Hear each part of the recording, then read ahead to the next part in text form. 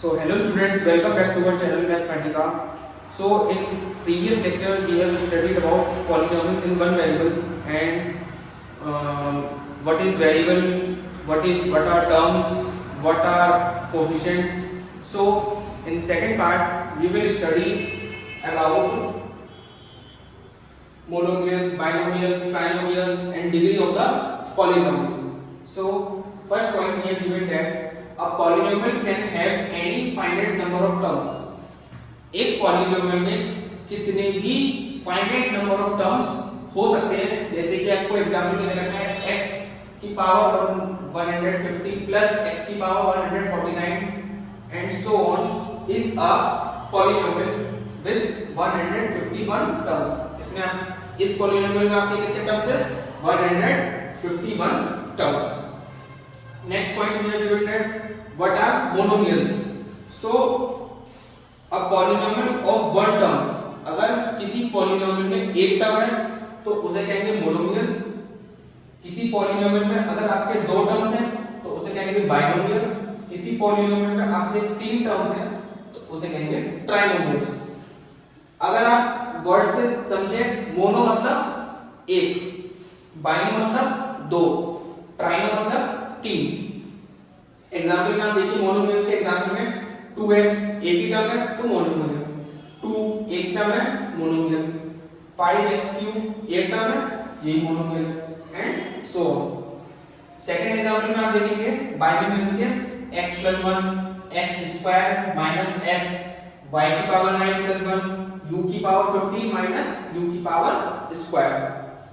Trinomials में आप example में देखेंगे इसमें जिसमें हमारे तीन टर्म्स होते हैं x + x² + पाई, √2 + x - x², y की पावर 4 + y + 5. तो ये हमारे कुछ टर्म्स हैं जो कि आपको याद करना है. सेकंड पॉइंट में जो कि बहुत इंपॉर्टेंट पॉइंट है, डिग्री ऑफ द पॉलिनोमियल. एक पॉलिनोमियल की डिग्री होती है तो डिग्री क्या कहलाती है? The highest power of the variable in a polynomial. एक पॉलिनोमियल में एक वेरिएबल की उसकी हाईएस्ट पावर कितनी हो सकती है उसे कहते हैं हम डिग्री. एग्जांपल में आप देखेंगे 3x की पावर 7 माइनस 4x की पावर 6 प्लस x प्लस 9. तो इसकी हमें डिग्री बतानी है. तो डिग्री मतलब highest power of the variable. तो इसमें वेरिएबल आपका क्या हुआ? x. इसमें आपका वेरिएबल क्या हुआ? x. तो x में सबसे हाईएस्ट पावर क्या है? इसमें 7. तो डिग्री क्या होगी आपकी? 7. सेकेंड एग्जाम्पल में आप देखेंगे कि y की सबसे हाईएस्ट पावर क्या दे रखी है आपको? 6. तो डिग्री हो गई 6. अब डिग्री के हिसाब से ही हमने फर्दर क्लासिफाई कर रखा है पॉलिनोमियल में. अब polynomial of degree 1 is called a linear polynomial. जिस पॉलिनोमियल की डिग्री 1 होती है उसे कहते हैं हम लीनियर पॉलिनोमियल. जिस पॉलिनोमियल की डिग्री 2 होती है उसे कहते हैं क्वाड्रेटिक पॉलिनोमियल. जिस पॉलिनोमियल की डिग्री 3 होती है उसे कहते हैं क्यूबिक पॉलिनोमियल. तो एग्जांपल देखिए लीनियर पॉलिनोमियल 2x - 1. तो देखिए इसमें आप वेरिएबल देखिए, वेरिएबल क्या है इसमें? x. तो x पे आपको पावर क्या है? 1. तो इसकी डिग्री 1 है, तो ये क्या हो गया आपका लीनियर पॉलिनोमियल. √2y + 1. तो इसमें वेरिएबल क्या है? y. y के ऊपर पावर क्या है? 1. तो ये आपका लीनियर पॉलिनोमियल. 2 - u. u के ऊपर पावर क्या है आपका? 1. तो ये क्या है आपका? Linear polynomial.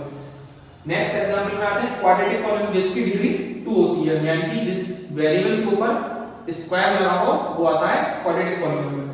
5 - y², y के ऊपर डिग्री क्या है? y के ऊपर पावर क्या है? 2.